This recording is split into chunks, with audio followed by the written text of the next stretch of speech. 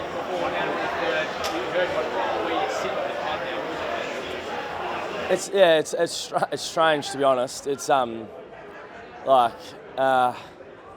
it's a massive honour, and I feel really privileged to be just win one, let alone two, let alone three, and in a row. It's like I said up there. It's something that, like, consistency is something that I pride myself on, and wanting to perform for my teammates and the club week in, week out, and have that and just that trust that I can do that, and this is potentially an outcome of that, and my focus on that. But it is weird to think that only one other person in the club's history that's won three in a row, and it's the best player alongside Nat that the club's ever seen. So it's strange, but it's a massive honour. So you have to have confidence and talent to be able to do these things. But in your own mind, do you go out there going, "Oh, I am the best player," or do you still look at yourself as someone who's coming through and has to improve all the time? All the time. Doubts are they're everywhere. I have a lot of fear and a lot of doubts every week throughout the pre-season. I do a lot of work with a sports psychologist. I've spoken here the last 2 years about the work I've done with him, but it's funny, like pre-season, you're halfway through pre-season and you got guys like Matt Johnson, Neil Erasmus, Murphy Reid coming in hungry as anything to improve, to get better, to take your spot, and I'm sitting there doubting whether I'm going to be able to hold my spot in the side next year. And like that kind of thought process, it has to be kind of monitored and make sure it doesn't kind of drain you, but it's also what pushes me and drives me to try and get better every single day and train my backside off to make sure that isn't the case. And I think some of the stuff Fifey spoke about today, about some of the his mentality and stuff, I can relate to that, and it's sometimes pretty tough, and that's why I lean on Chloe a lot to kind of keep me pretty even keeled. But it's something that it's not very often you go out there, in my opinion anyway, and there's guys that are very different to me, but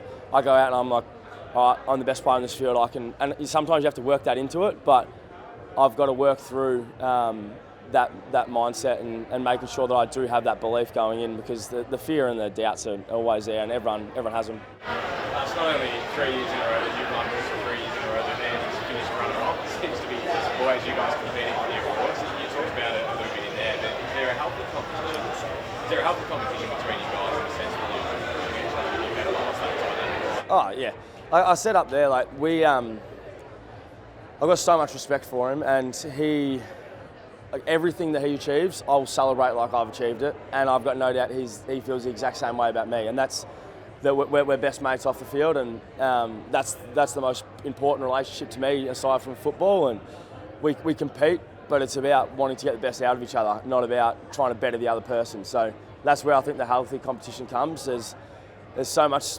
admiration for each other and respect, and also want to celebrate the other one, which I don't know if that is common, but it's something that we've got, and I'm very grateful for it. But like, we're already training together. We're already doing cross training together already in the off season, and it's something that I know, like, he works as hard as I do, and there's going to be days where I feel better than he does and I push him a little bit harder, and other days where I'm feeling a bit sluggish and he pushes me. So that relationship's something that, like I said, I wouldn't be up here without that kind of friendship and that relationship. You said in your speech that reflecting is kind of a post-career look forward. Whilst I'm sure a premiership is probably what is number one for you. How important is legacy? Is there a part of you that goes, you want the fourth to have a legit, God knows, fifth to be the greatest kind of Dockers I've seen? Is legacy important to you? Not right now. I'm very present in the moment in terms of what's important to me and what's important to this football club, and that's, for me, it's making sure I'm in a position to continue to play good footy, get better, and contribute to a winning team. And then, as a football club, every individual, how can I help them, and how can I help this team and this club get to where we want to get to that we've never been able to get there? And that's all I really care about right now. And all that stuff, I think that's what I'm talking about with the reflection post-career. I think I'll look back and the achievements that I've achieved personally, and what we achieved as a team, I'll reflect on and really fondly, and it'll mean a lot to me. So I know how much hard work went into it, but right now it's not that time. Not for me anyway, and my mind's straight to where we need to go next. Touch on some of the challenges you've been through this year. What's been different about previous years, and how have you maintained such consistency in the face of it? Yeah, the first couple of months were tough of the season.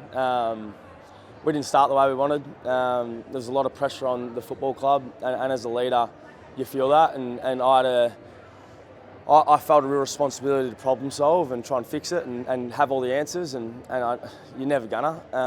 And that's where leaning on the guys and people around me, whether it's Chloe, whether it's the other leaders, whether it's coaches, that's why I spoke so fondly about our leadership at the moment at the football club, because we lean on them a lot. And when you're in the midst of it, at times it's really tough to have that perspective, and I definitely didn't have it at times, and that's why it kind of takes you down that path a little bit, and it's pretty tough to get yourself out of. And there was times in that first couple of months where Chloe had to kind of call me out on a bit of my that I was going through, and pull me out of it, and forever grateful for that. But they're the kind of things that people don't really understand. The responsibility you feel at times, the weight that you feel to have all the answers, to fix it, to fix something from week in to week out, and it's just not like that. And having perspective is really important at times. And I need to keep working on my ability to maintain perspective in the heat of it. But that's why I've got people around me. We're having her standing there when we call it tough love in Queensland. She gives you the tough love that sometimes you need to be footballers. Yeah, it's amazing. It's she gives me this, like, it's two sides of it. She gives me the support and the love that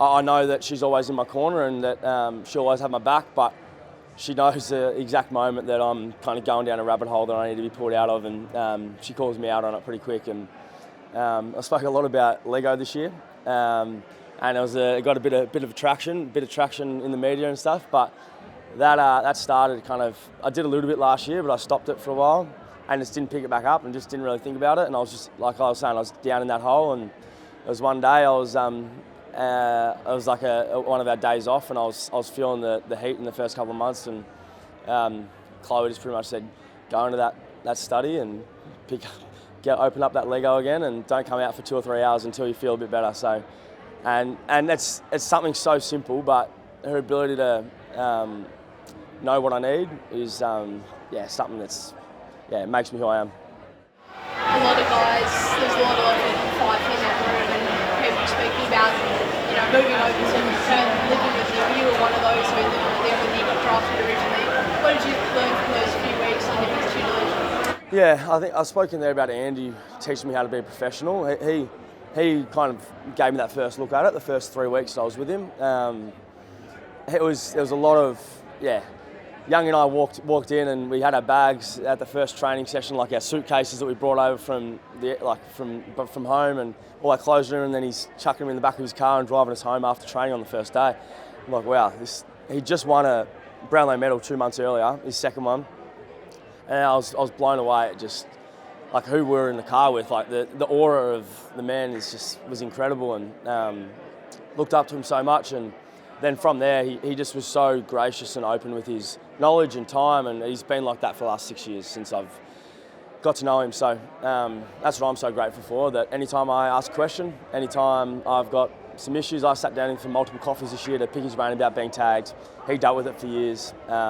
Those kind of things are just so important, and that's what I learned the most from him. Speaks about his professionalism. What can you pinpoint from those first few weeks that he might still do today? Routine. He would go to the beach every morning and every night. Every morning before, we'd wake up, straight away go to the beach, and every night, just before dinner, he'd go to the beach and come back. And I don't know if it was for recovery, I don't know if it was for mindfulness, whatever it was routine, and it was something that he did. And I'm not a beach guy, so I don't go to the beach, but I've got my own routines that I stick to that are really important to me, that you can kind of tick off throughout the day, and you go, all right, I achieved something today. Even if you had the worst day of your life, you can go, all right, I did that, and that was something I accomplished. So that routine and the importance of that to keep consistency was something that I took away straight away. Thought Thought this might have been coming, yeah. history tells us that the station probably start calling pretty soon, like which way you're going to get some calls. How are you going to handle it? Yeah, I haven't even thought about it, to be honest. My mind is on the first premiership for Fremantle Football Club, and I've got 2 more years left on my deal, and that's a long time. I haven't even thought about what's kind of the next step because all I care about is right now, and I think something I train so much is trying to live in the present. And when those times come to talk about an extension at the Freo Footy Club, I'll have those conversations, and I look forward to it. But right now, I'm just focusing on what I can do to help this football club get back to where we need to get to.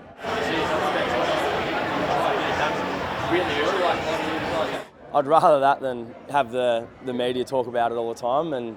But it's a process that has to go through, and I understand that. And we've got a lot of guys that are locked in long term and committed to this football club, which I've got so much respect for, and I love that the club's done it. And I love that the boys are committed long term, and I'm no different. But yeah, there's a process, and we haven't started that yet, so I'm not sure what it looks like. The last one I did was very easy. It was quite straightforward, but yeah, they can be difficult sometimes. But I'm hoping it's very smooth and we can get it done very quick. What about Fremantle meeting with your younger brother Jai in recent days? So could you see him with you here next year? I hope so. He's to be honest, like a big part of why I love him here is off field and having a brother and family over here. Like I'm really close with him, but I think he can make us a better football team as well. But all I really care about is that he makes the right decision for him. I haven't tried to pressure him. I haven't spoken to him too much about it. Him and his girlfriend Grace, they've been together for 5 years, and they make the decision together. And it's for no one else to kind of make that decision for him. And I've got a lot of respect for that, the bond that they've got and what they've got to kind of go through at the moment. And they're getting all the information, making that decision. And whatever they make, I'll trust that that's the right decision for them.